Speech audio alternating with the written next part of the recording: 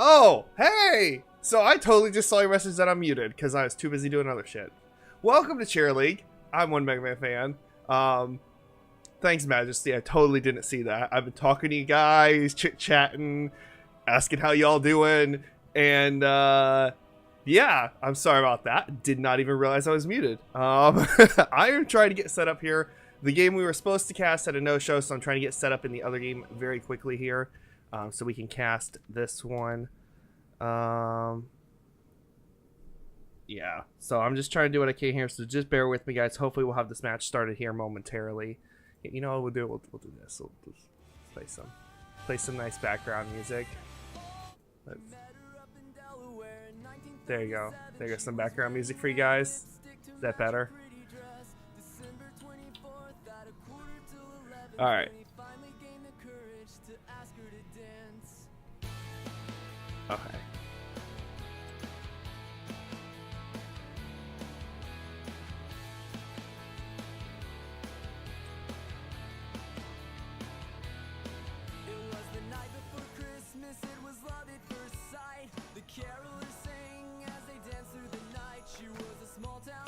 See his. He's not in yet.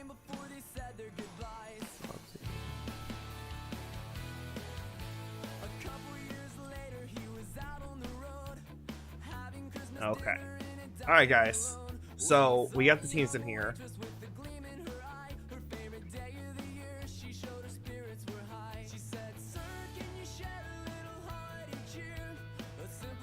I have to edit the team's names because those are not right.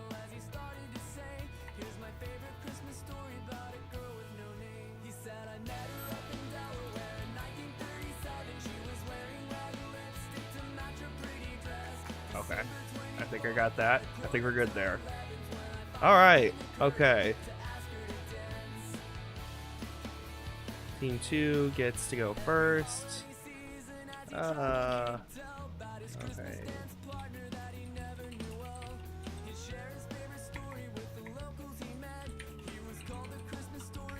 Sorry, guys. You know what it is? Everybody's out of practice from Cheer League because we've been off for a while. This is going to be a best of one.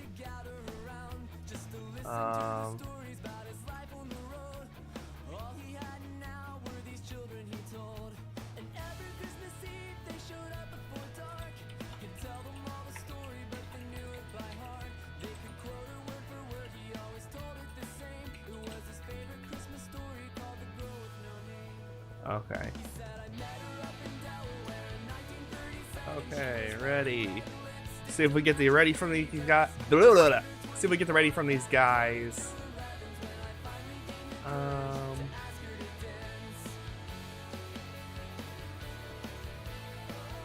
right, yeah. So potentially snitches get stitches. No.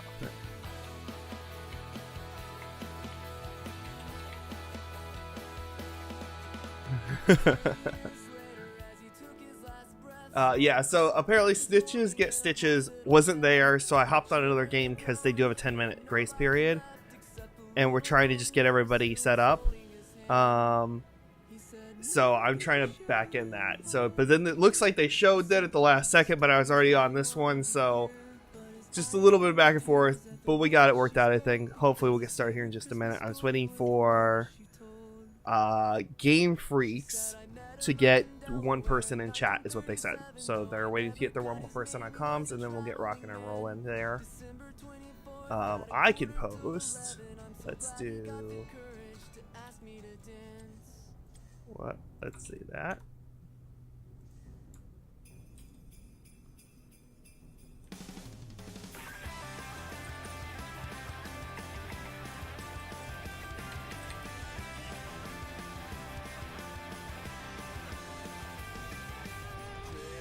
Alright, so we're good there. I'm excited, guys. I'm pumped. Let's see. Let's check this too.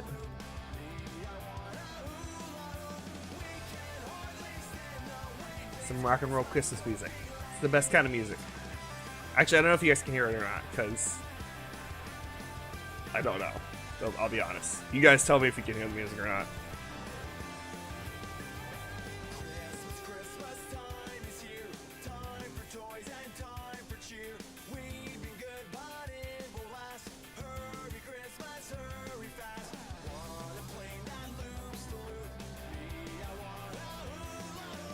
Alright, I think we're good. It's just waiting on...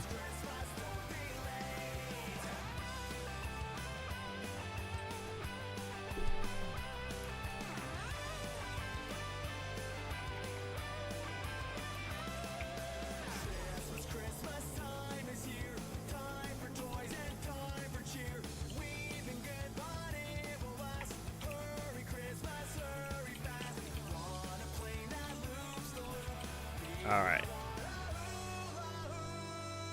We're just waiting on one more ready, guys.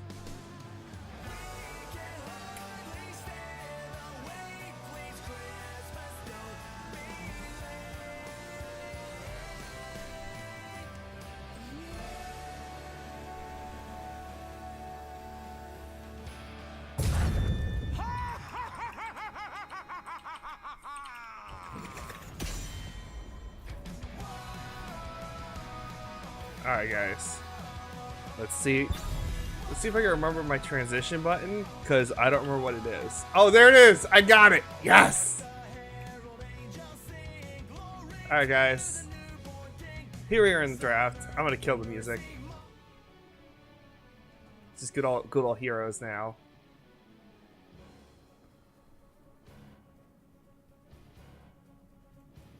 Just a reminder, guys, this is Do It Right versus Game Freaks.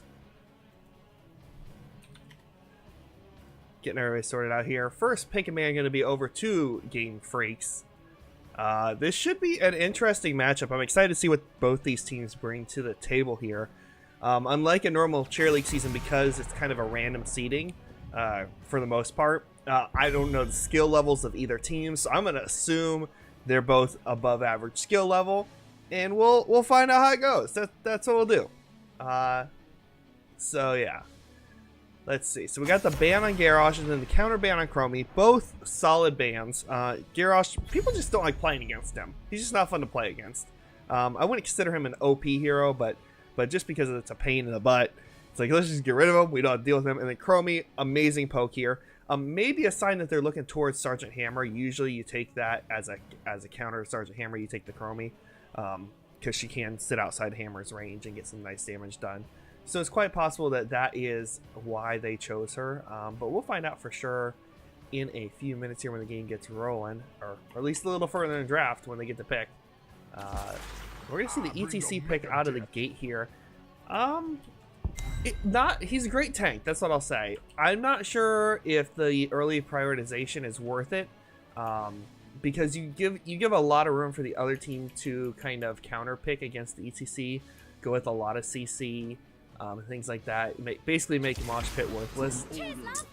Tracer Tassadar out the gate. I love it. Love me some Tracer Tassadar. Very strong. It's always been a very strong combination. So that should be an exciting thing to see if they can pull this off here or not. And we need to start that. Okay.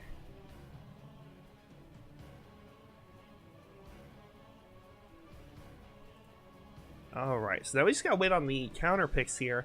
I would like to see a variant, honestly. A variant is a great kind of counter to Tracer. You know, go with the taunt, and then just lock her down, gives you enough time to get a kill on her, potentially, as long as she has some burst damage behind it. Another good option would be something auto-attack-wise, like a Vala. Something with a nice range poke. She has some built-in self-sustain later on her auto-attacks. And you don't have to track Tracer as hard. It's not as much skill shot focus. They're going to go with the Greymane and the Rhaegar. Rhaegar recently received some nerfs as part of the healing changes. So, lost a lot of his wave clear. Be interested to see how they play him. And here is the variant ban from the side of Do It Right. I definitely think this is the right ban here. Just get it out of the way. It pairs well with the Greymane. I mean, maybe Maybe Game Freaks was thinking that, oh, well, you know, because we have the ETC, maybe they think we won't pick the Varian. I think a Varian and then a support would have been a good prioritization there over the DPS, potentially, because you have options. We'll see what they decide to ban out here. At this point, they want to look at some sort of tank or support hero to get paired with the Tassadar. The downfall is because you have the Tassadar on the side to do it right. They don't have to have a full support, is what I would say. You could go with something like a Tyrant or something a little weirder that normally wouldn't work. I wouldn't say Medic because you do have the Greymane there. Malfurion could work really well here for the side of do it right. So I can see a mouth ban here. They're going to go with the Arthas ban, so kind of just turn off some of the dive counter that they may have. Although at this point, Tracer's kind of a divey hero herself. Tassadar's got to be within range, obviously, and he can kind of get out of pretty much anything.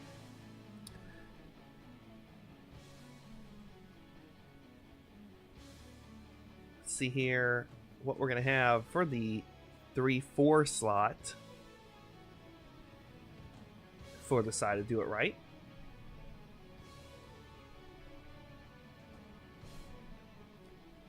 They need a support. They need a tank. I like this to be a support and tank. Is what I'd like to see.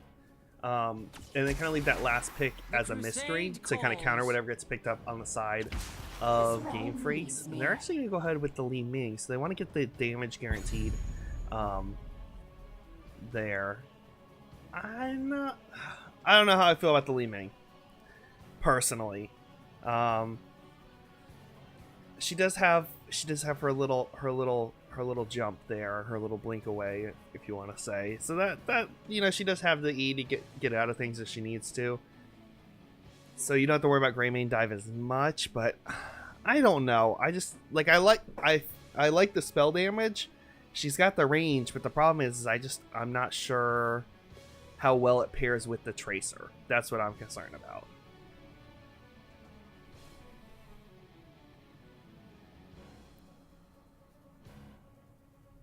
I mean, they could have went like a Murden and then something else kind of divey would have worked there. Maybe a Genji. You see the Sonya Zarya pick up on the side of Game Freaks. And this is what I'm going to say. I'm concerned for Do It right now. This has to be a support. That's the problem. Is this has to be a support. Unless they go into support. They're going to go support, but here's the problem. If you look at the side of Game Freaks, they have multiple heroes who can do well in the lane solo. You got Greymane does fine, Sonya does fine, Rhaegar can do fine. He's nerfed a little bit, he's still going to do fine. ETC and Zarya wants to get talented a little later and can do just fine soloing. On the other hand, you have Tassadar and Brightwing. And I guess you could count Johanna, maybe. But you usually want your task with your Tracer. They just don't have a solid, just solo the lane and win it. Whereas the Sonya on the other side is going to be able to win whatever lane she's in. Unless she gets paired against maybe the Tracer Tassadar and Tracer's really careful. But if we see something like Poison Spear come out from Sonya, then she'll have some extra damage. She can land that onto the Tracer. So it'd be interesting to see how these teams play it out here. Definitely a good draft from both teams. Just very different directions. And I'm just not sure how on this map it's going to execute. That's what I'm going to say. I feel like Game Freaks has a better executing comp for Towers of Doom. We'll see. That's what I'll say. It's hard.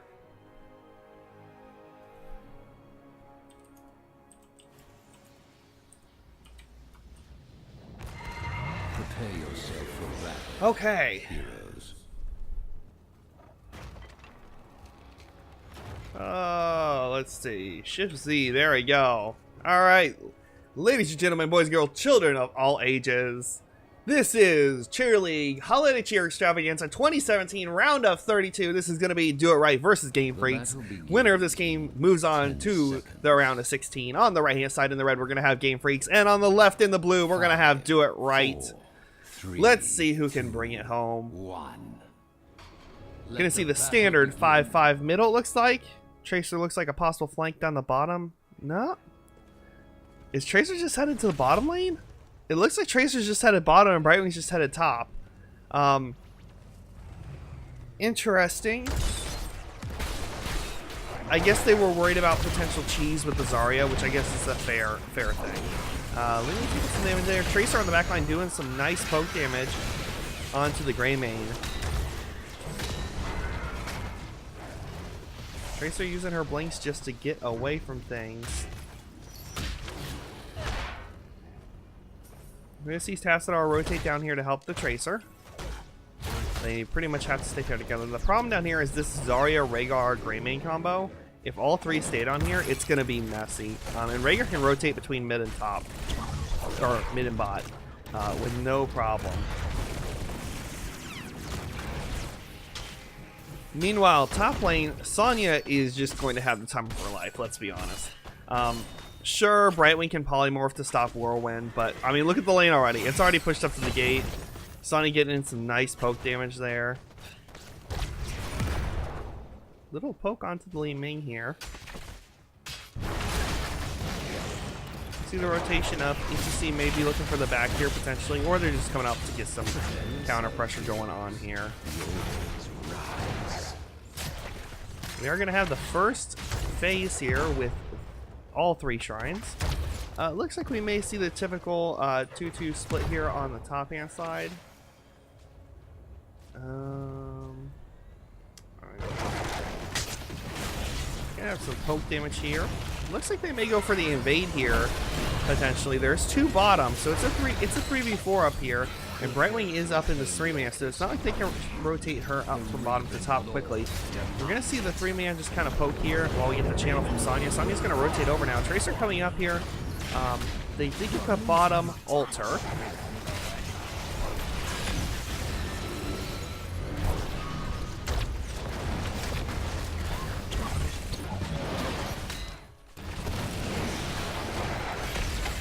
See the continuous poke back and forth here. Zombie getting really low here. Tracer goes in, not going to get the pick, but Greymane going to get the kill on Li Ming and keep the stall going. Zarya is super low. And they are able to get the channel here. That's going to be two channels for the side of Game Freaks, putting them slightly ahead. And like I said, I just feel like they're going to have the better damage potential. Better control and everything, so they should win out these lanes for the most part.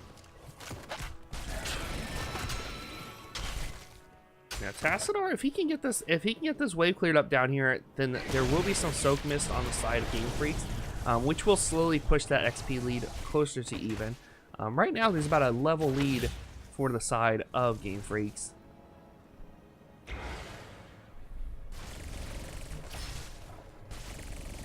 Looks like Greymane's gonna make it down in time. They won't miss any XP down there. Nice cocktail to get some nice splash damage onto the Tracer and Tassadar. E2C rotating down with Rhaegar. Looking for a potential pick here. Waiting in the bushes. Is DC gonna come out? Gonna spot the Tracer in the Li Ming. Looks like it's just gonna be a threat, and is all. Not gonna go in on it for the time being. And looks like camps are gonna get picked up here respectively.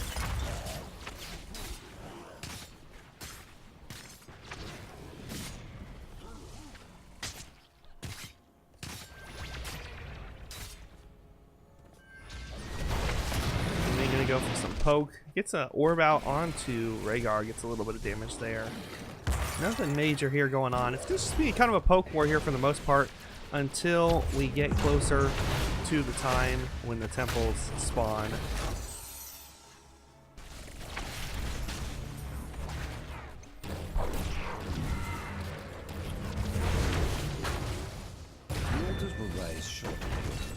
Sonya's still winning out this lane for the most part here. She did go... Yep, she did go Poison Spear. So as long as she lands that Spear on a Tracer, it will be some nice damage chunks going down there. Gonna see most of the team rotating up here for the side of Game Freaks. Very early rotation. Gonna be set up in the bush ahead of time. The question is, can they get the pick on the Johanna? Looks like they're gonna go for it. She pops unstoppable. ETC does have his power slide still. Can he get the power slide? He does. Gets the knockback after. No, Polymorph goes down. Able to stop the knockback from the ETC. Greymane gonna channel on the right hand side. It's gonna be a 4v5 here on the left hand side of the map.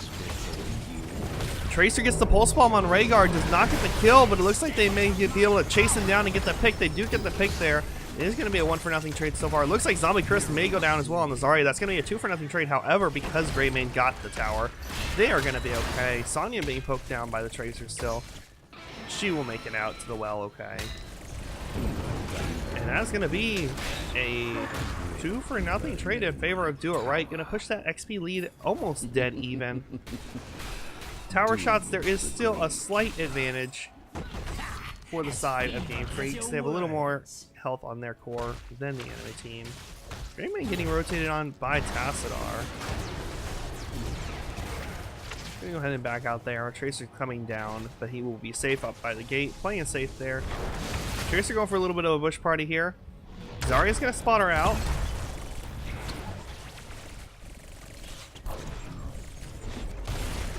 Zarya's shield dropped just at the last second, did not stay up long enough. ETC comes with a beautiful power slide, but we're going to see Do It Right able to get out of that. Teams are going to be poking back and forth here, looking for 10.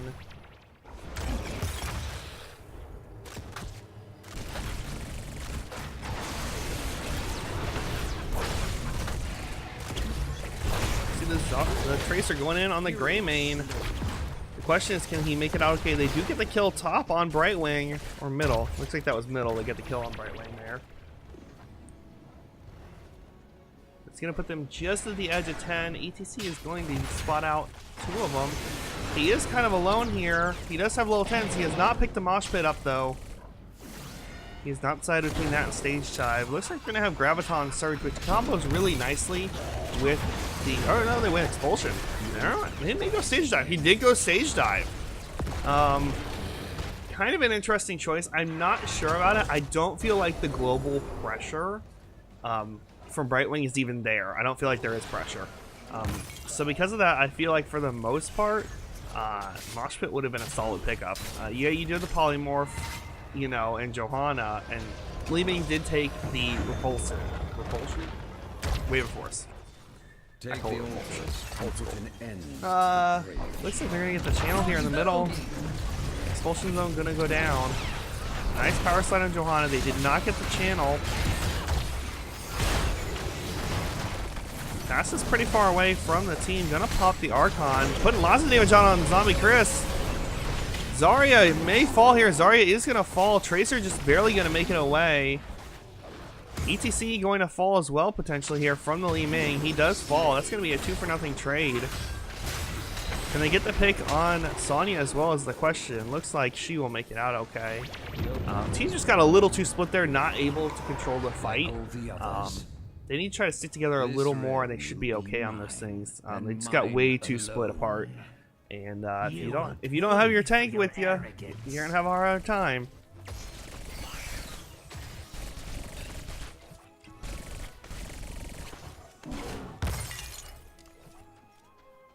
You can see the core health equal now. No team has went for the boss ads at this point.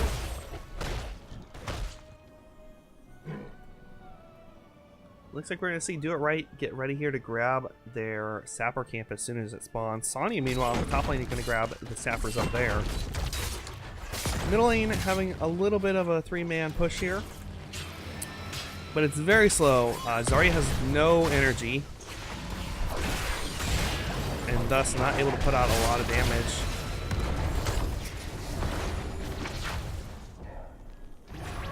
This energy is very important to Zarya. If you don't have that energy, you're not going to be doing anything. Gonna see the camp picked up here on the left side of the map. And on the right, looks like a possible invade here. It is ETC and Greymane. Tracer gonna go in. She will get the pick on Greymane. Polymorph on ETC. He can't stage dive. The expulsion zone is going to get him out. Yes, it was enough to get him out. So that will be a 1-for-0 trade. Sapper is stolen away. And the bottom lane is where the altar is. And this will have to be given up, and I expect to see a push for the tower here from the side of Do It Right. They have the 5-man down here already. There's one person dead on the enemy side. Just push in here, get some damage down. You can get this down. They get the pick on the ETC, playing a little too far up. That's going to be another man down, which means they should get this tower and the altar for free. We're going to see some pushback here from the side of Game Freaks. They do not want to give it up. Li Ming doing her best to poke in. Tracer going in hard. Ancestral is going to come out on the Zarya. We're going to see the channel from the Brightwing.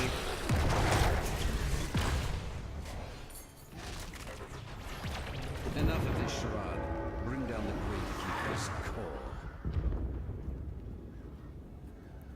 Are we going to see the boss rotation here?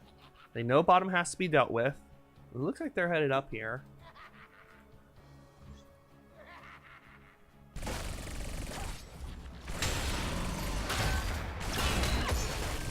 They are going to go for the boss here. Tower taken back up. Sonya should spot this out here. Not worth going in alone, though. It is a 5v1. Not worth dying over. They get the pick on Sonya. She stayed around a little too long. Zarya going to go and try to steal it, but unable to because of the unstoppable from Johanna. She is going to fall. That's going to be a 2 for nothing. ETC stage dives in, but it's just a little too late. And they lose 2 members. That really needed to just be given away. There was no reason to even try to make that invade there. They could have pushed bottom. They could have taken sappers down there. I don't really love that choice there to go in on that. Just a little bit too risky. Now we're going to see the sapper invade from the side of Do It Right, and then they'll go over, take their own. Tracer on. Greymane, is she going to go in deep? Oh, she missed the pulse bomb. She had that pulse bomb. She may have gotten the pick there. Was not quite up yet.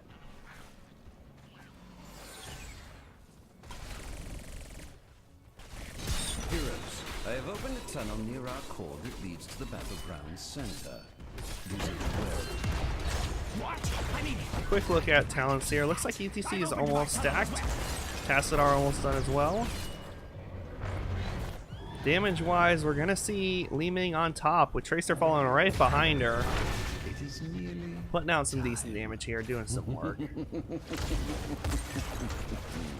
This is gonna be a triple altar phase. The question is how well will Game Freaks handle this? So far, the last 2, they have not had a good time. ETC is split pushing top. Got to push all the way up to the tower. See how they decide to split this. Looks like we're going to have 3 here on the bottom. Should see the channel from Zarya. She's going to start the channel here. ETC going to start the channel on the right. Rhaegar not going to be enough to slow down the Tracer, though. Beautiful power slide from ETC. Unfortunately, not really any follow-up there. Rhaegar getting chased down and killed by Tracer. And they are going to need to back out of this. This is a 4v5. Sonya goes in with the leap. They do get the pick on the Brightwing before the expulsion zone. But Zarya falls to Tracer again. And I don't think Sonya is making it out of this.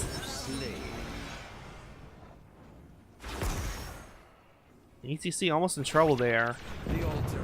Li Ming, which unfortunately for her, not enough mana to get the pick.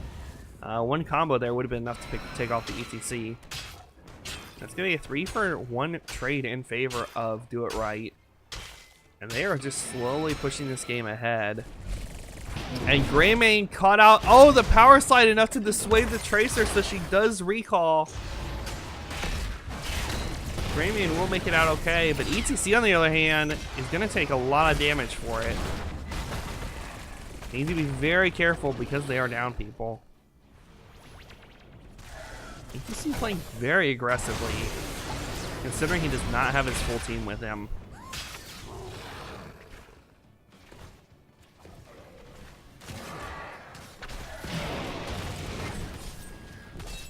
Looks like there will be a fight here over the camp. Rhaegar, though, rotating in behind the enemy team. Not the best place to be. Tracer going to chase him down.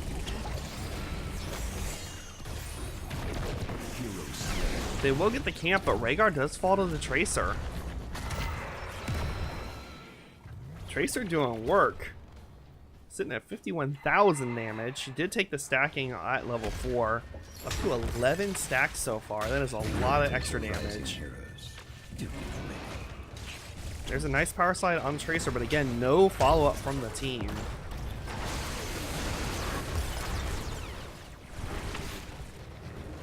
I really think Mosh Pit was the way to go here for ETC. Would have given them a lot more crowd control options.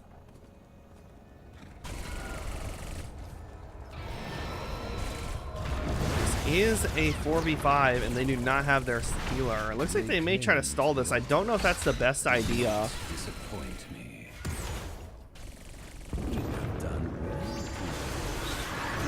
Right, we're gonna get the channel on bottom.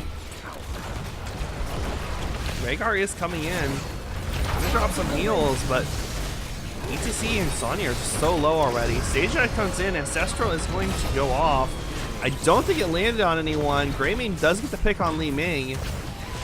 Sonya with a beautiful leap on to the Tassadar. Does he have the dimensional shift is the question. It doesn't look like he does. Is she going to go in? She's going to die to towers if she goes in on that one. Oh, Tassadar almost gets the counter pick on the Sonya. Would love to see some push here from Game Freaks. They need to take some bell towers. Get ahead. The boss just came back up. If they can get in on this, get this bell tower down and making a rotation up to boss, it would give them a nice advantage. But the 3-man from Do It Right is like, you know what? We're just going to chase you down and kill you. Tassadar is back in. He has the shields out on Tracer. Is she going to get the pick on Zarya? It looks like they will get the pick on Zarya. It is going to be another kill for Tracer.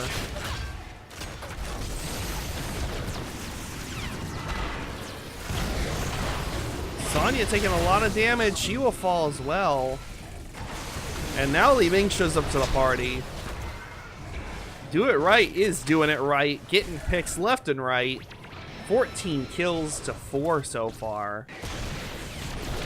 Pressuring this bell tower in. Tracer, 71,000 damage so far. Is not fully stacked. I think it's 14 max. I think it's 14 max. Or 15 max. 15 max. Just 2 more kills and she would be fully stacked on her level 4. Which is just so much extra damage. They really need to get a pick on her to get the damage down. That will help them out a whole lot. ETC taking a lot of poke, needs to be very careful. They've shown they have the blow up potential. Zarya is back up. Sonya not back up for another 4 seconds. They're going to do their best to hold this tower. It has a sliver of health, but Tassadar says it's not happening. Is going to go ahead and take down the tower there with the Size Storm. Bell tower about to spawn in the bottom here. This will not be the end of the game, so they can lose this bell tower and still be okay, but if they lose too many people, the bell tower, then the boss, that would be game. Gonna have some nice poke back and forth. Polymorph goes out on the ETC. Unstoppable comes out a little late there from Rhaegar. Greymane going in hard on Li Ming. Stage Eye comes in on the back line. Pulsefon goes out, and it's going to be enough to get Greymane super low. Ancestral going to be missed on the Greymane. Lands on the ETC instead. We're going to have the leap from Sonya go in. They do get the pick onto the Brightwing and the Johanna. They get the Li Ming kill as well. Sonya doing her best to chase down Tracer. I don't know if they're going to get the pick, though. They will not. They will get the channel here, and this will give them another 3 shots. Are they backing out? They need to get this channel. I think they're thinking about trying to take their tower back, but they need to be very careful here. Like, I know what they're thinking. They're thinking we take our tower back to get an extra shot, which is a good plan, but they could take this and rotate the boss. I feel like it would give them a lot more value. Instead, they're going to take a bunch of poke damage from Tracer and Tassadar.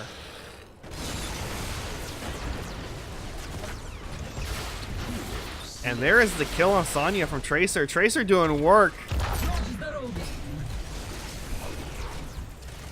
And again, I think that all could have been avoided just by simply channeling and going to boss. Greymane going to take a lot of damage. Tracer going to go back in. Greymane fairly low, has just a sliver of health left. Brightwing does come in with her trait. Power slide onto Tracer, but no follow-up. Greymane still extremely low, is going to need to back out here. They did get their bell tower back.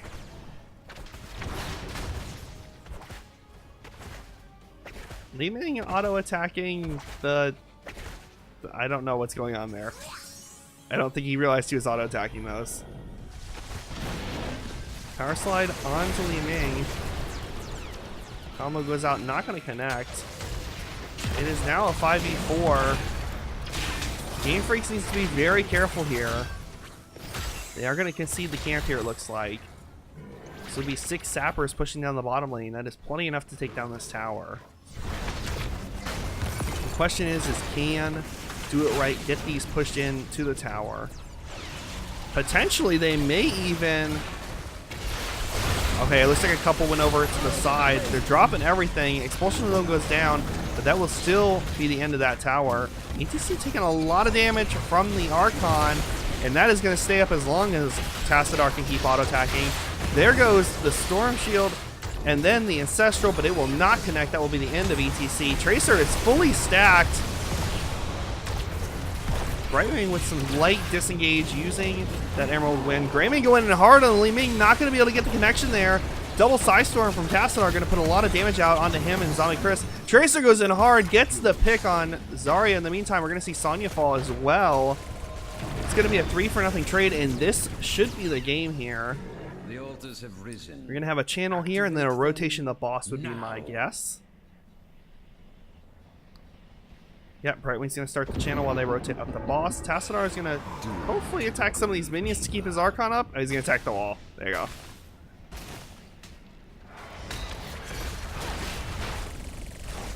Does have their Oracle now. Greymane and Rhaegar know this. But they're just going to take so much damage from Tracer. Look at Tracer just chasing down Rhaegar. Gets the full pick on him. Greymane's going to fall as well. And that is going to be GG. Congratulations to Do It Right. I wasn't sure at first, but they have made me a believer. They made it work. I thought they were going to have a really hard time, which they did early game, but they were very well executed on that Tracer Tassadar comp. And at the end of the day, that is what mattered. That is what kept them up. So they did a wonderful job. Beyond pleased. Congratulations to Do It Right. So guys, now what I'm going to do is I'm going to mark the winner first. We need to go to round 1. Do It Right wins. Alright, Do It Right did win the game there. So congratulations to them. Quick look at damage and talents for you all. In case you want to take a quick peek, this is what everyone went. Tracer did get that full extra 30% on Untouchable. Which is just so, like I said, so much extra damage, and you can see it in her stats. She has 119,000 damage, 0 deaths. Tassadar helping her along the way. 37, 38 if we want to round it, 1,000 in shielding, which helps so much with that Tracer. And then Johanna did some work up in the front line helping zone for the team. Did an excellent job with that. It was very well executed comp. Congratulations to them. So guys, we have another game. It's going to come up here in about... Hold on, let me look at my times here. It's going to be at 3 p.m. Eastern time. So that is like 20 minutes, 22 minutes from now. So what I'm going to do, I'll put some music on. We'll go to just a countdown timer till then. And then I'll see you all back at that time. So thanks for joining me for this one, and just stay tuned. We'll have more matches going on throughout the day. Multiple casters all over the place, so definitely check it out. You can, in Twitch, watch multiple people at once, so you can watch 3 or 4 games if you want. If you got a couple screens, you can make it happen. Get all your Cheer League action. For those of you who cannot continue watching Cheer League action, thank you for joining. Next weekend on the 16th, we will have the finals for this tournament. They will be, there's the semifinals and then the finals on the 16th. You can get more info at chairleague.com. Just like it sounds, Chair League. Sitting on a chair, playing in a league. Chairleague.com has all the info. You can sign up and play. January is when the new season should start. I would love to have you all along. Sounds like there will be some special giveaways next weekend, I hear. So might be worth checking out for sure next weekend to see if you can get on those giveaways. Thank you all for joining me. And hopefully I'll see you all at the next match here in about 20 minutes. We'll be right back, guys.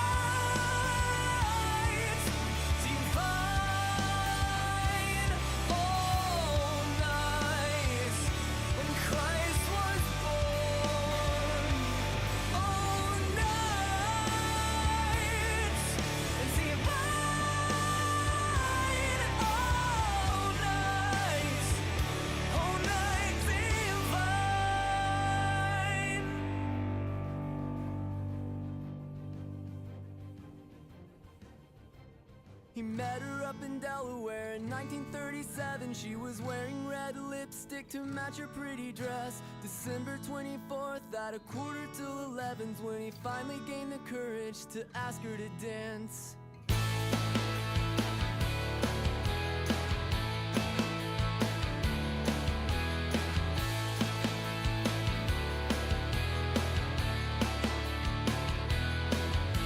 The night before Christmas, it was love at first sight. The carolers sang as they danced through the night. She was a small town girl, he was a traveling guy. He never caught her name before they said their goodbyes.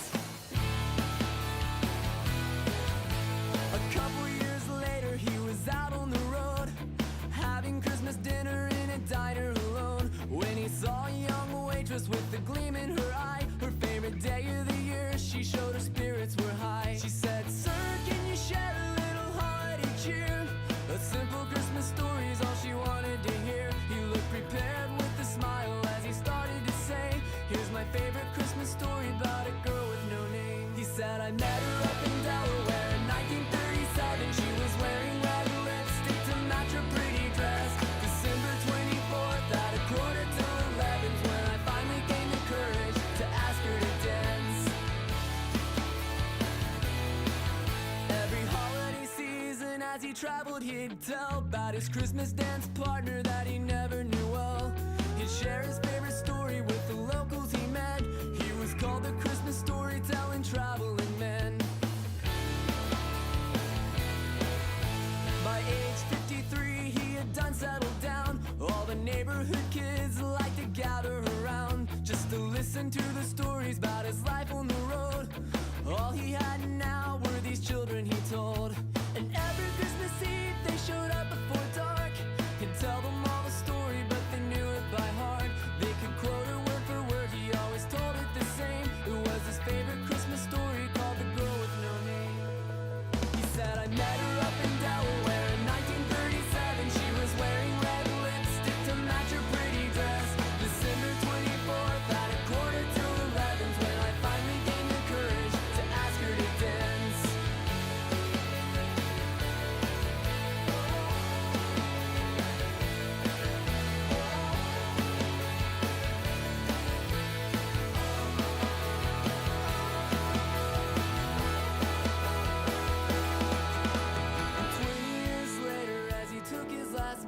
On a cold Christmas morning in a hospital bed, the children had grown, he had nobody left except the little old nurse who was holding his hand. He said, "Ma'am, could you share a little holiday cheer? A simple Christmas story's all he wanted to hear." But his eyes filled with tears at the words she spoke, because his favorite Christmas story was the one that she told. She said, "I met him up in Delaware in 1937. Though I never caught his name, he was a traveling man. December 24th at 11:45. I'm so glad he got the courage to ask me to dance."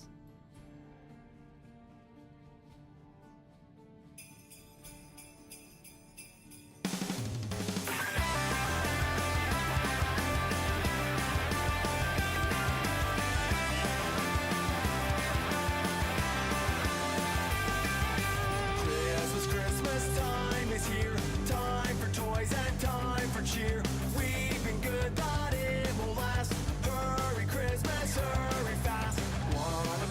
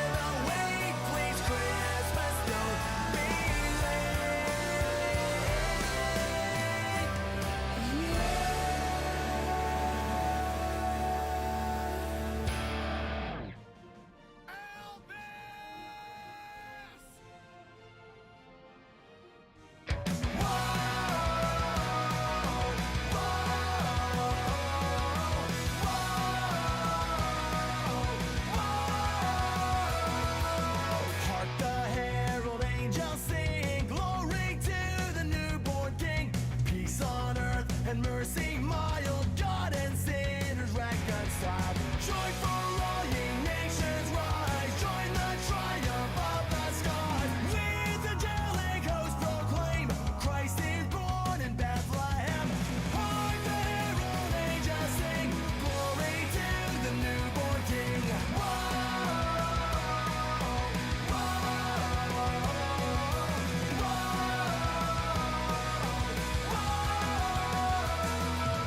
Christ by highest heaven adored. Christ the everlasting Lord.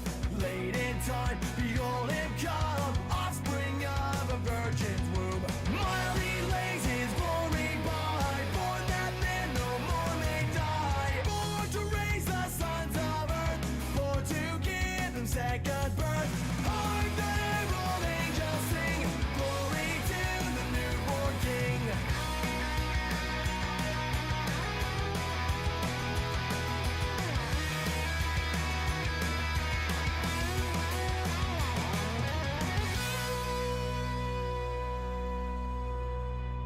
Oh, come, all ye faithful, joyful and triumphant. Oh, come ye to Bethlehem. Come and behold him, born the King of angels. Oh, come, let us adore him. Oh, come, let us adore him. Oh, come, let us adore him.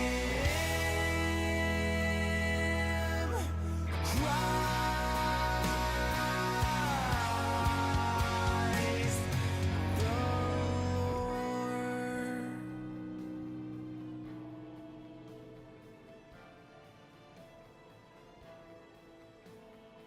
On the first day of Christmas, my true love gave to me a partridge in a pear tree. On the second day of Christmas, my true love gave to me 2 turtle doves and a partridge in a pear tree.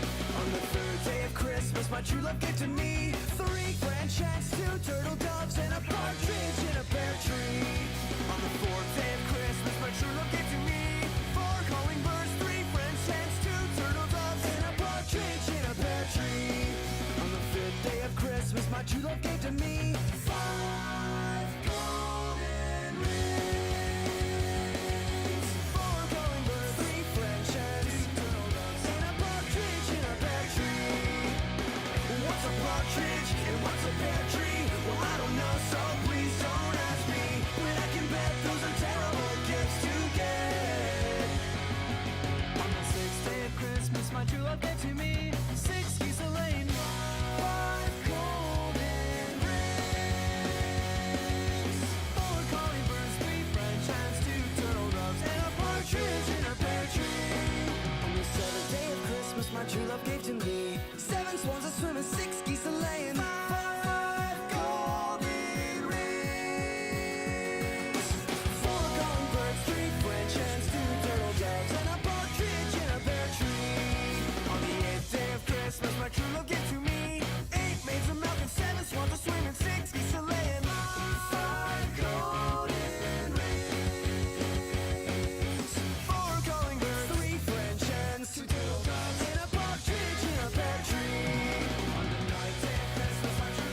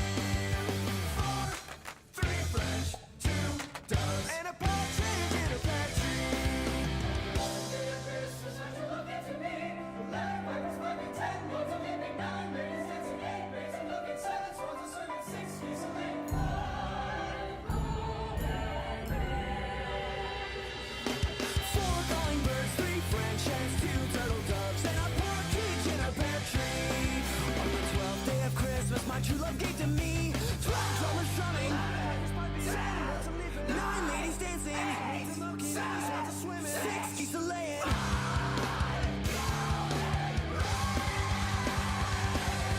4 calling birds, and a partridge in a pear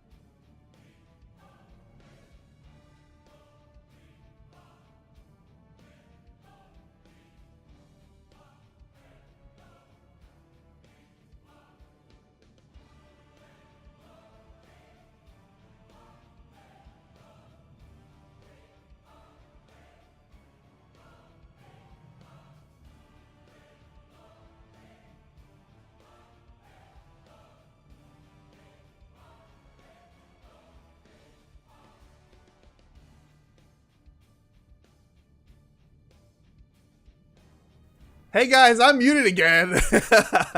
My green screen's off too. Woo! So I've been chit-chatting with you all. I'm really bad about the muting thing. Oops. So yeah. But yeah, so long story short, I'm just waiting on people to get in here. Bandito, it is a G-rated, PG-rated stream. We're gonna be swearing up in here. We want to keep it safe for the kids. Good Christmas family fun. Give your kids some cookies and milk. Let them sit down and watch Dad play. That's what you need to do. Be a good father or mother, whichever one you are. I shouldn't assume, you know. But yeah, guys. So we're just gonna get the lobby set up here. I'm waiting on one more person to pop in here from Snitches Get Stitches. They're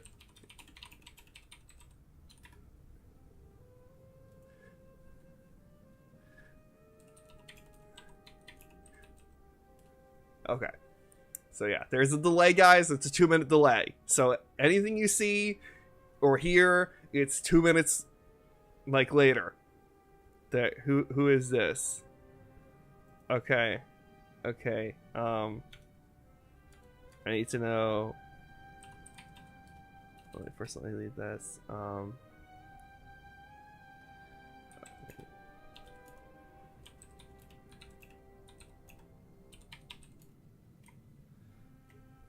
right.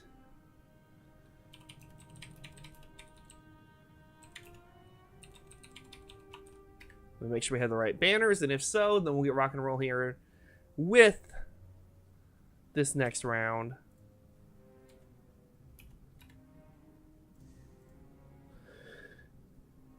I got one that looks good. I'm waiting for the other one, and then I gotta get the readies. And once we have that, we'll get moving.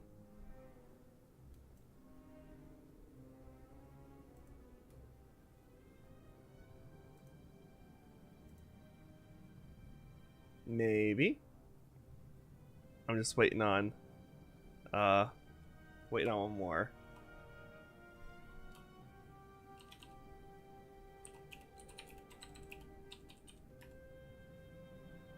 Just waiting on Snitches Get Stitches, get the okay from them, and we'll be good to go.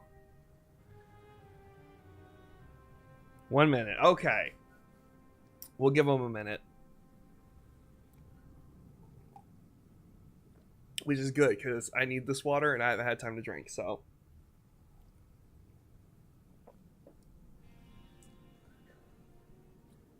So, I feel like I need Christmas music in the background. Hold on. What, here? Let's see. Can we do this? I don't know how long they're gonna be here. We'll do this for now. Just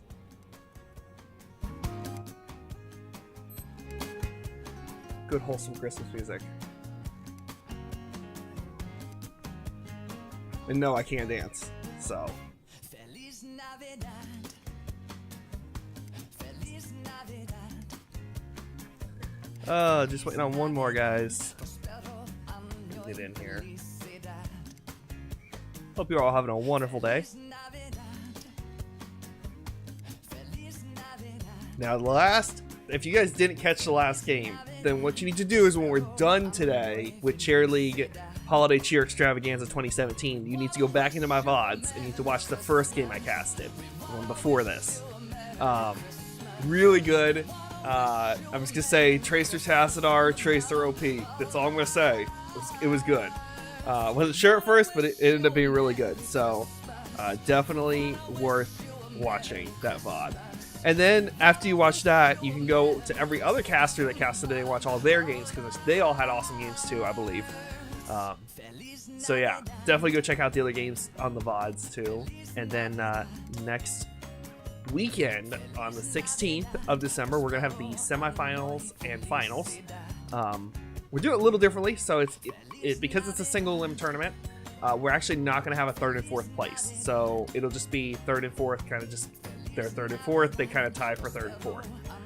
Neither team is one or the other.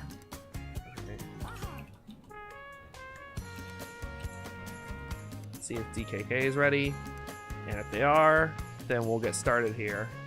They're ready. Let's go.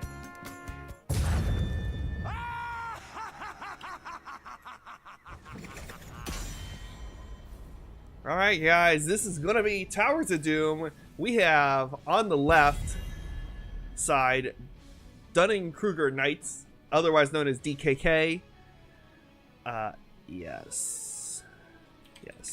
And Nazebo is banned because he's bugged. But tis. And then we have Snitches Get Stitches on the right hand side in the red. They're gonna have first pick and ban here. The map pick was picked by DKK, so we'll have to see what they go for here. They got quite a few options as far as, heroes go. They have a giant hero pool to choose from. Towers of Doom, we do sometimes see a priority on Falstad, Dahaka, heroes like that. Chromie can be highly picked here. Last game we had a first ban on Garrosh, which was an interesting ban to me. Usually you can hope the opponent bans it out or you can play it. They're going to go ahead and ban out the Garrosh out of the gate. Interesting choice. Again, I feel like you pressure your opponent to ban that out, but they chose to go ahead and ban it out in the front, and then we have the Sonya ban on the other side. Sonya very strong here. able to just wreck a solo lane for the most part.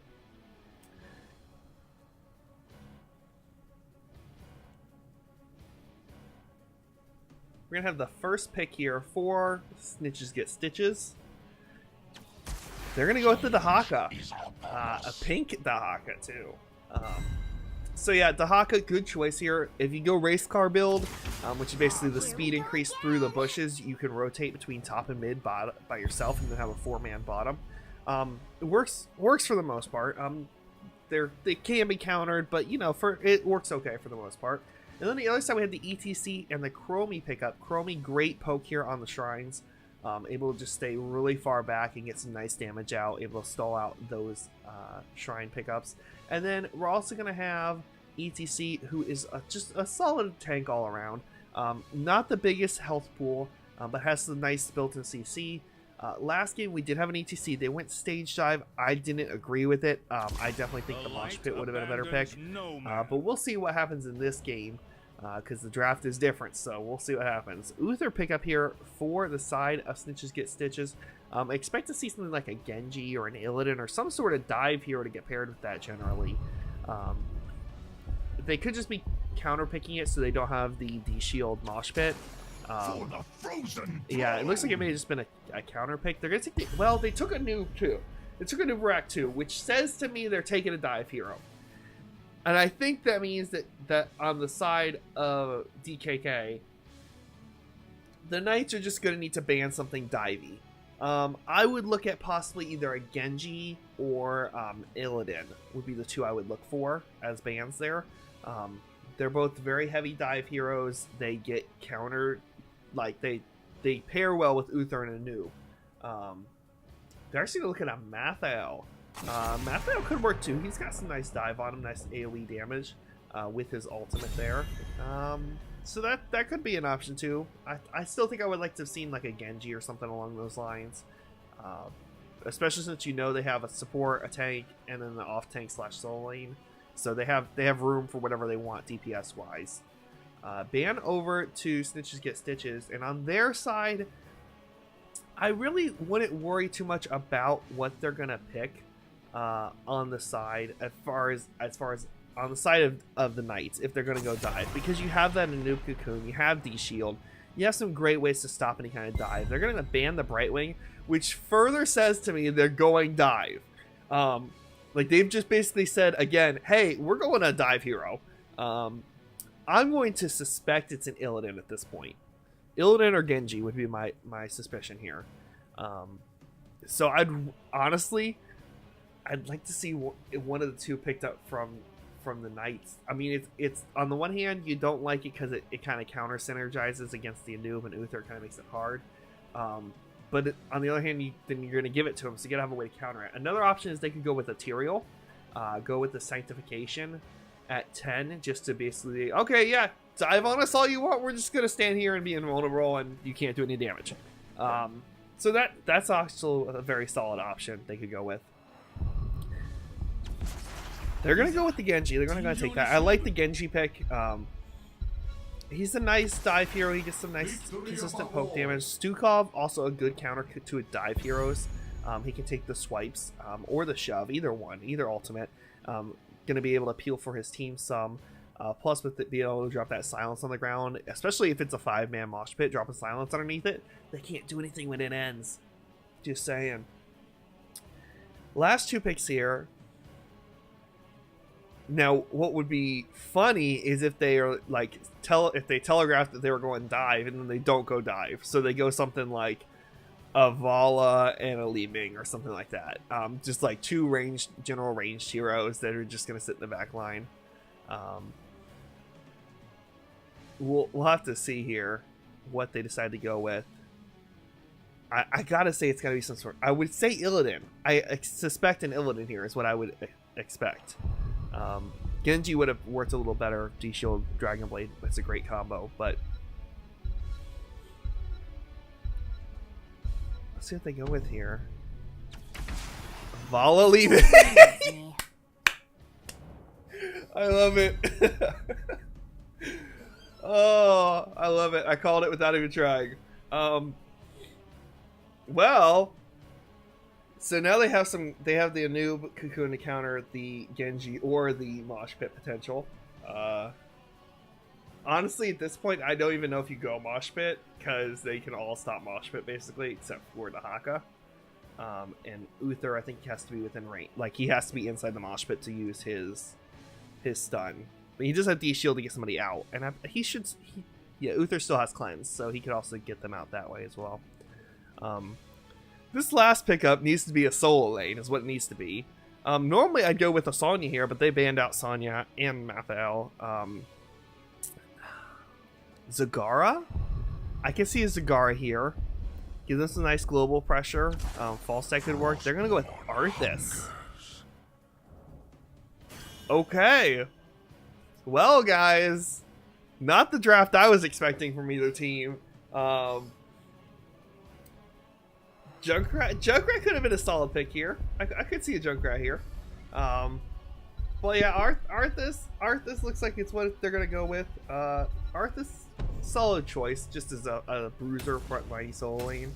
So he can hold it down. We're going to be starting the game here, guys. This is going to be an epic match, I believe.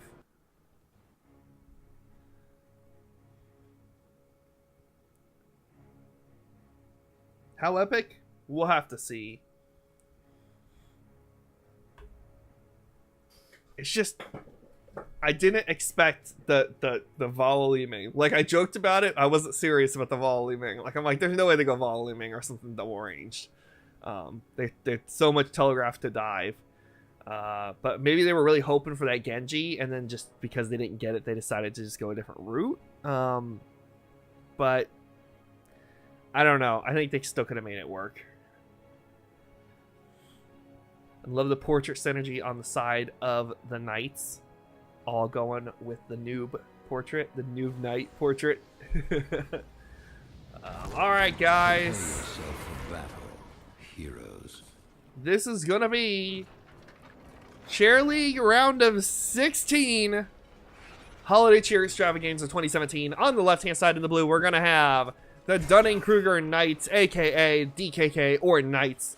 And on the right in the red, we have Snitches Get Stitches.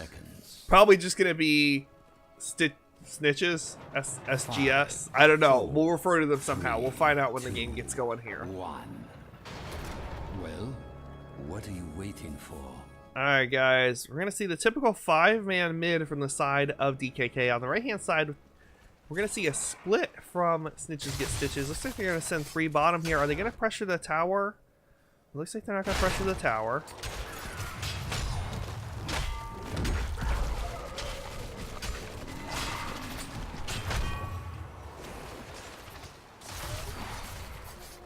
And you're going to slow down this rotation some.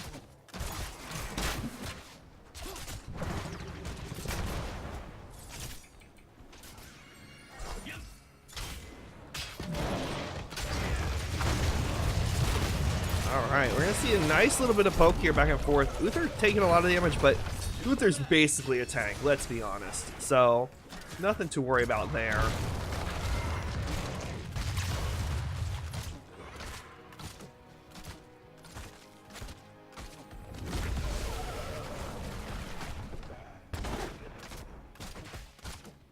And this 3-man push getting some work done. A lot of damage out into Noob, but he's going to be able to get out with a simple dive. Li-Ming poking down this tower slowly. No response anywhere else on the map, though. This is going to be tough, especially with the Stukov being the solo lane down there. And that's part of the problem, is just because they do have the Chromie and the Genji, they don't really have very much solo lane potential, which is going to make it difficult to hold a lane against the 3-man, unless they have another 3-man, and then they just rotate. We already see the wall and 1 tower down here. Ammo getting drained. We're going to have the first ult spawn. Nice power slide from ETC. Chromie combo goes out on Uther. He's going to take a lot of damage. The question is, can they get the pick? I'm not sure. Genji gets the dive in and gets the pick. That will be the first kill of the game. First blood over to DKK. We're going to see a noob channel the top right shrine. The Haka may try to stall this left one. I'm not sure. I'd like to see if he can try to stall it without getting picked off here. He is going to get the stall on it. Liming trying to poke this bottom one off, but unfortunately because they lost the Uther, going to be too tough. The Haka did burrow down just to try to get the slow onto Stukov and get that stall off again for them to have time to get everyone there. A noob going to get power slid by ETC. It's going to be zoned off. Gonna go in deep. Genji dives in, has to protect down. Uther with a nice stun. Then the Anubrak follow up. No kills to be had there. Meanwhile, Li Ming's just poking the bottom tower, which is out of ammo.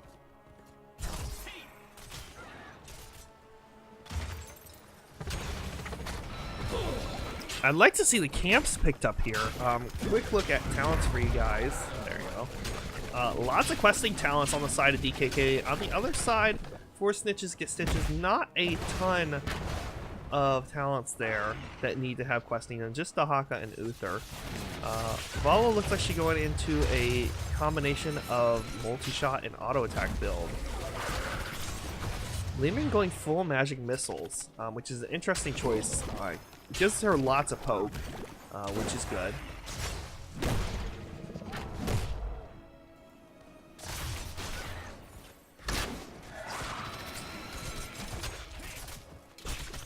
Take a quick peek at top lane. Looks like so far the Haka is winning that out.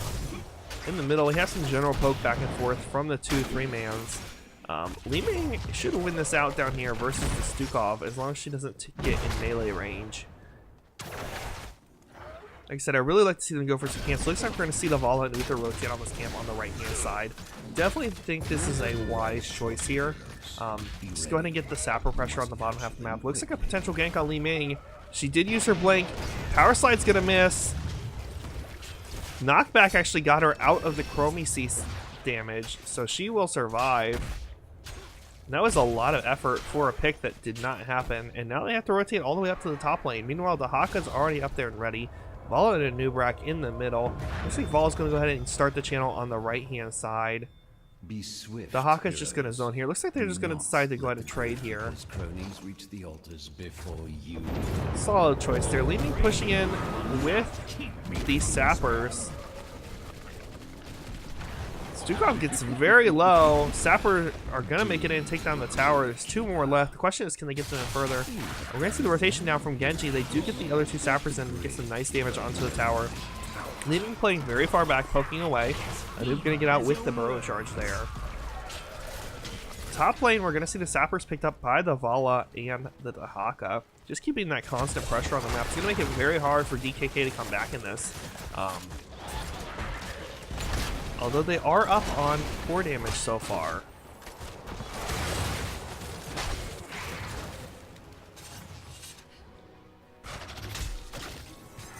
It looks like the teams are probably just going to wait around, so poke each other a little bit until we get to level 10. Ideally, you want to have some picks with that Genji and the combo with the ETC power slide and Chromie follow-up.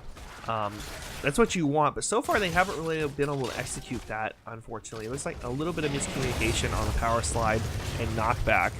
Vala goes in with a vault to get away and rolls right into the Chromie damage. She's going to be okay, though. Just going to poke down the minions here.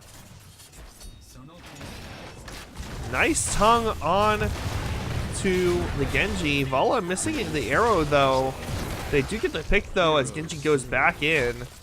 It's going to be a 1-for-0 trade. Level 10 is almost here. They get a nice tongue onto Arthas. Can they get the pick? It's the question. They're doing as much damage as they can. A nice power slide from ETC, but Vala going to go ahead and just roll right through the team and get that pick onto the Arthas. Chromie did use her ultimate there. Unfortunately, did not get the pick.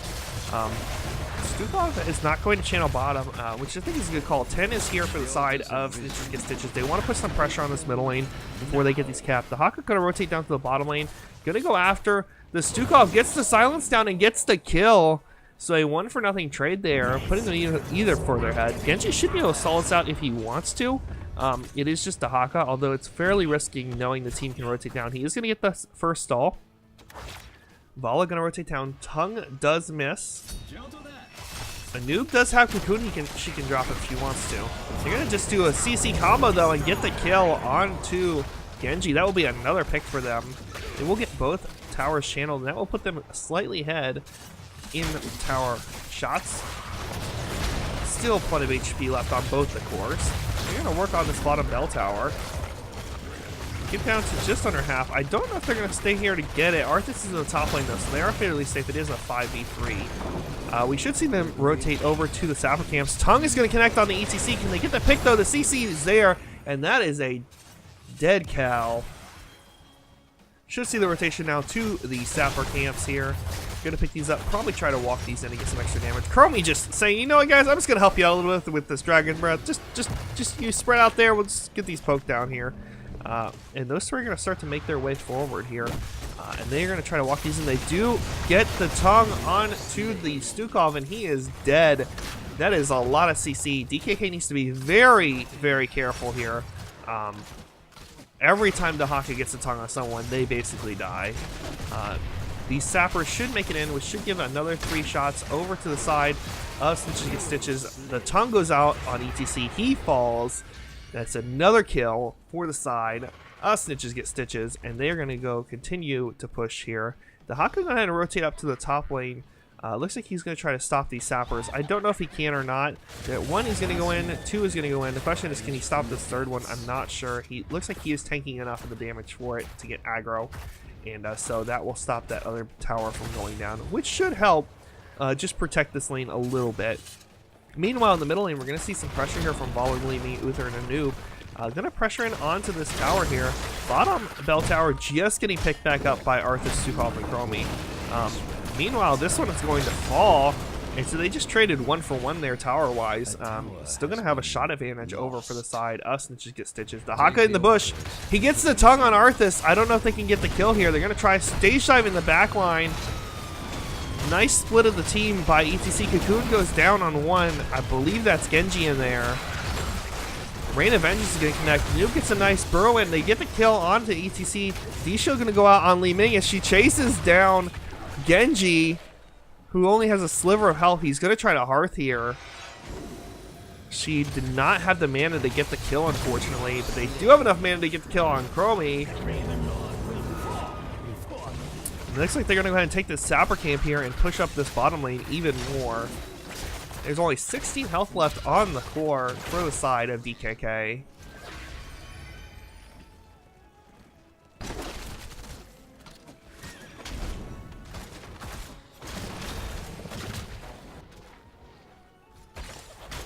You can see the pressure now on to the bottom tower, and it is going to fall. That fort is gone. Middle fort taken back up, though, by the side of DKK. So still trading out forts, which will help them out a little bit in the long run. The Haka looks like he's going to try to stall them taking this down. Enough time for the sappers to get picked up here. I'd really like to see him rotate mid and just pressure that in while bottom's getting taken back. Just keep forcing them to choose which one they want to fix. Looks like they're going to actually head for boss and go up the top and try to get the extra 4 shots here. They should be able to get this okay. They are up almost 2 talent levels, or talents levels now. Or levels now. Blech. Talent tiers, they're still even for now. But they're almost to 16, which that advantage at 16 is huge for most heroes. 16 and 20 are the biggest spikes. Obviously after 10. Chromie has finished her talent. They do get the pick on the Haka here. Caught out a little bit, but they blew a lot. It was a lot of effort to get that kill. I don't know if it's totally worth it. I mean, it kills the kill, so they have an advantage here. They might be able to stall at this top right one. The problem is Snitches Get Stitches can just rotate one person bottom, get that, and then just not worry about top. Their full combo onto Li Ming, though, that's going to be another kill. Snitches Get Stitches having a tough time here. Looks like their plan is to stall for the Haka to go bottom. The time is now. Nice damage out onto the Genji here. The 3-man should be okay. They definitely can get behind their wall if they want. Lala's going to rotate bottom, although I don't know why that is. Yeah, they're going to have the Haka rotate down, looks like. Yeah, makes way more sense. They will not be able to get the stall on this, so they still get one of the tower channels. This is the chance for DKK to come back here. They need to get this pressure up, get some more picks. If they can keep the death timer staggered, they will have a slight advantage. The Haka getting poked around by ETC. He did use the stage dive to get down here.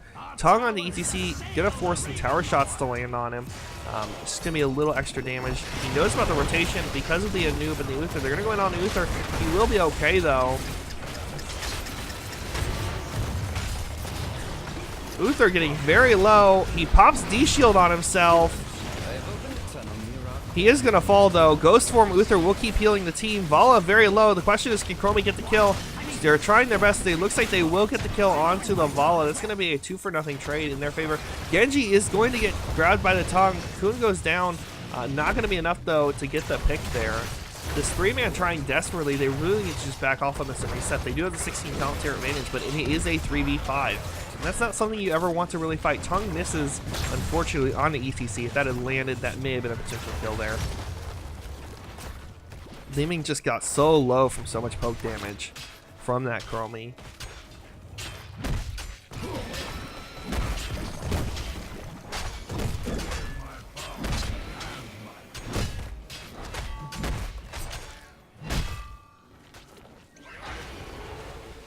Zapper's picked up. Let's see if they try to push in with these. The Haka does have his tongue. ETC needs to be careful. There's the tongue connection there. Gets some nice poke damage, but the zoning from Stukov with the silence is going to help. The altars rise. This is going to be a 5v5. Even Talentier's burrow onto the Chromie. Going to get SCC, but not really any follow up there. ETC with a beautiful power slide onto the 2. Cocoon is going to go down. Looks like onto the Arthas here. They will get him back out fairly quickly. Silence going to go out on the Stukov from the Dahaka. And that's going to slow them down a little bit. ETC looks like he's hearthing for mana. He does have stage dive to get back in. So he will be back in time for this. Liming going to start the channel. Liming starts the channel. ETC is going to stage dive on top of her in the back line. He's going to be very split from the team. Dahaka takes a lot of damage. Going to pop his healing. It's built in. Oh, the 3-man there is going to take a lot of damage. Stukov will fall here. Genji very low as well. They do get the pick on him as well. 2-for-0 trade so far. Chromie poking as best she can. Valo just going to town here. We're going to see the rotation from the team, and they do get the pick on ETC as well. That's going to be a 3-for-0 trade. They want blood. They're going for the Arthas possibly. They decide to go ahead and back off. They're going to go ahead and tank these shots with the noob. Take this bell tower down. Or take the fort down, and that's going to give them another shot. And they do get the pick on Arthas. 4-for-0 trade. Should see the rotation of sappers here that will get them down to just 1 health left for the side of DKK. And this is what I'll say. Heroes of the Storm, especially Towers of Doom, it is not over until the core falls. I have seen people come back with a 1 HP core before on Towers of Doom. I've done it myself. It's perfectly doable. So they're going to get these 3 in, it looks like. And DKK needs to just be careful. Like, if they have to give this, they give it. It's not a big deal. But the problem is the Hawk is on the other camp. So if they can stop a couple of these, that would be for the best. Looks like they're going to stop 2 of them. They're going to stop all 3, which is great for them. The Haka, meanwhile, going to go ahead and take the camp on the right.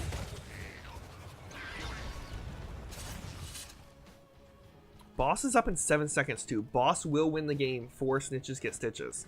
DKK has to know this. So the question is can they recognize that and make the rotation in time? They get the tower taken down, so that's going to stop these sappers from getting in and doing 4 damage. Meanwhile, I'm going to see the rotation from Snitches Get Stitches to the middle lane. DKK has to know they're rotating here. Now, here's the problem. There's 2 altars and a boss. Vala's going to start this. I think their thought is they can send the Haka bottom to win if they need to. As long as the Haka doesn't die, he can burrow down to the bottom. Boss is going to reset. Oh, this is not good for them. Oh, Dahaka, you can't die here, my friend. Don't die. He gets the silence on the Arthas. Doing his best to slow this down. The channel middle from a Nubarak. Can ETC get the stop? Vala, do you have the... Vala did not have Rain of Vengeance up. Shots are going to go over. But Dahaka going to burrow bottom, and that is going to be the game right there at the bottom. We see the win. That is going to be GG. Congratulations. Snitches Get Stitches taking home the win. Congratulations to them. 2 wins in a row. Doing work.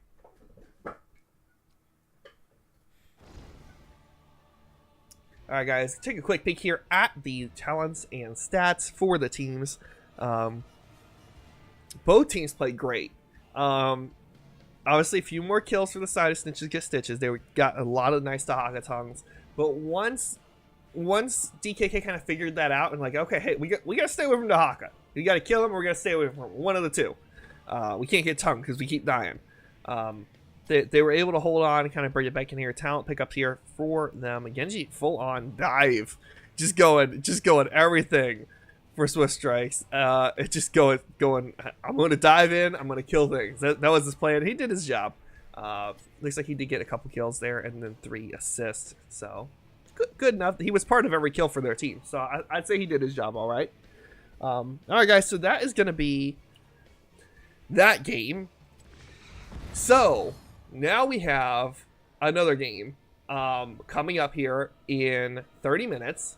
It is going to be on Gravesville's channel, which I will host. So you guys can actually hang out here. And I will just move you through the magic of Twitch to watch his channel. So you actually don't have to go anywhere. You can stay seated. Well, actually, I'd say we got half an hour. Go get some food and get a drink. But you could just stay on the screen. You don't have to go anywhere. We'll put some Christmas music on. And then I will just magically transport you all over to that channel for that game. If you guys can't hang out for that next game, thank you for watching this one and hanging out with me. We do have next week, on the 16th, we're going to have the finals for this tournament. It's going to be the top 4 are going to play. So we'll have 2 games there, and then we'll have the final game because it is single elimination, so there's no 3rd and 4th. So definitely love to have you all got for that game. It will be very exciting, I'm sure. I will be there casting with Gravesville. So it's definitely worth coming to hang out. I hear rumor there may be giveaways. I'm not sure what, but I hear rumor there are giveaways that may be planned. Still working out the details with Jova. So we're looking at possible giveaways next weekend. So you definitely want to come hang out on the 16th and watch for that. If you guys want to give me a follow, if you enjoyed my casting, the buttons above, I would appreciate it. It means a lot to me. We will get started with the normal Chair League season, I believe, in January, and then we'll be back to a weekly casting schedule. Obviously, the holidays throw everything off. But thank you all for joining me. I'm going to go ahead and, if I can find it, yeah, I'm going to go ahead and put the timer on, and then I'll just magically transport you all to the right channel. And, yeah, you won't have to do anything. You'll just pop in there like it never even, like it's just magic. It's just magic. All right? It's just magic. All right, guys, thanks for hanging. I'll see you all later. Have a wonderful, wonderful day if I don't see you guys in the next game. It was almost Christmas time. There I stood in another line, trying to buy the last gift or two.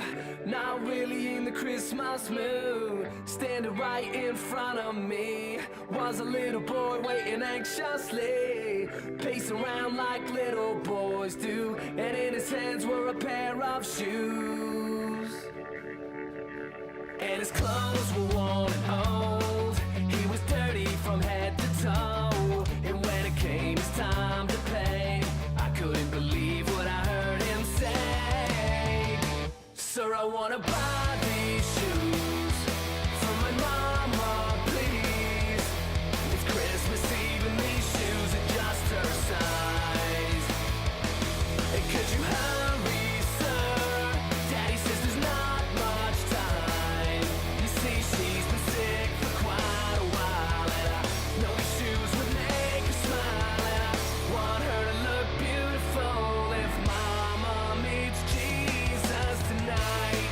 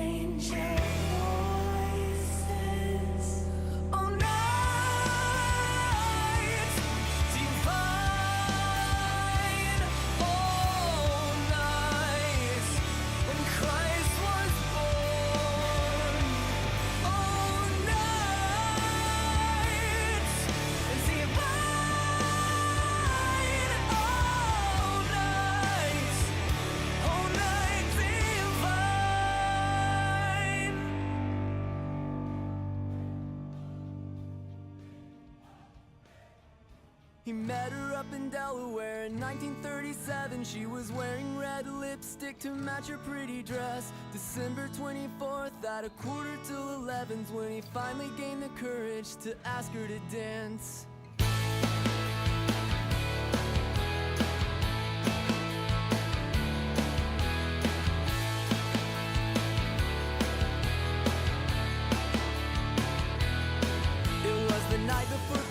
It was love at first sight. The carolers sang as they danced through the night. She was a small town girl, he was a traveling guy. He never caught her name before they said their goodbyes. A couple years later he was out on the road, having Christmas dinner in a diner alone, when he saw a young waitress with a gleam in her eye. Her favorite day of the year, she showed her spirits were high. She said, "Sir, can you share a little holiday cheer?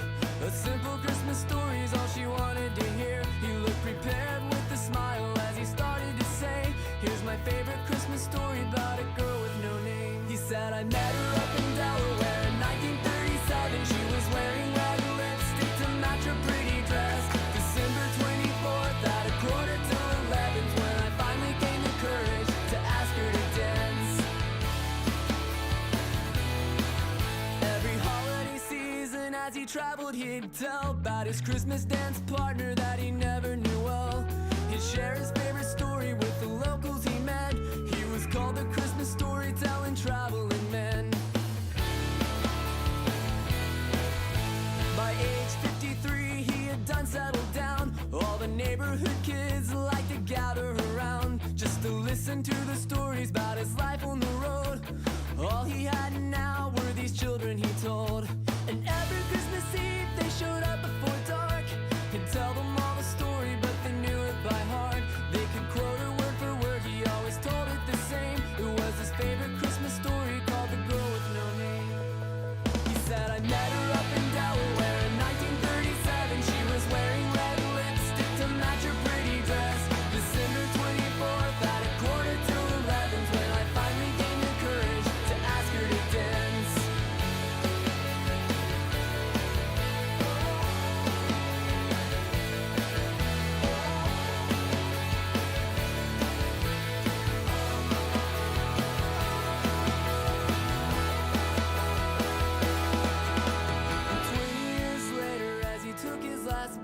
On a cold Christmas morning in a hospital bed, the children had grown, he had nobody left except the little old nurse who was holding his hand.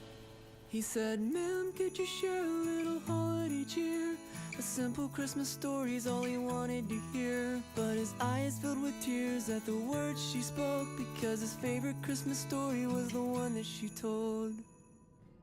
She said, "I met him up in Delaware in 1937. Though I never caught his name, he was a traveling man.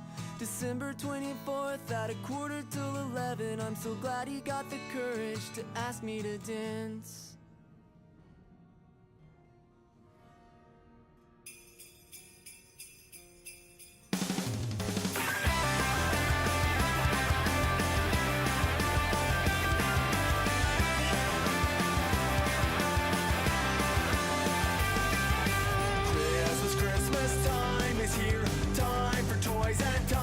Cheer.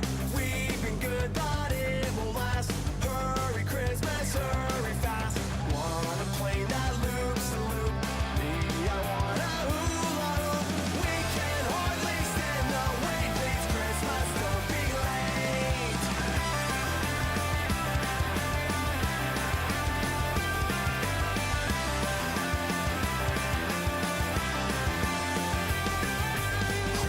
Christmas time is here. Time for toys and time for cheer. We've been good, but it won't last. Hurry, Christmas, hurry fast. What's up, guys? Mega Man Fan here. Stay tuned. I'm going to get you guys a host over to the channel here in just a moment. It is twitch.tv/Graysville. If you guys want to check him out, he's a great guy. You guys should have that transfer here shortly, and hope to see you all there.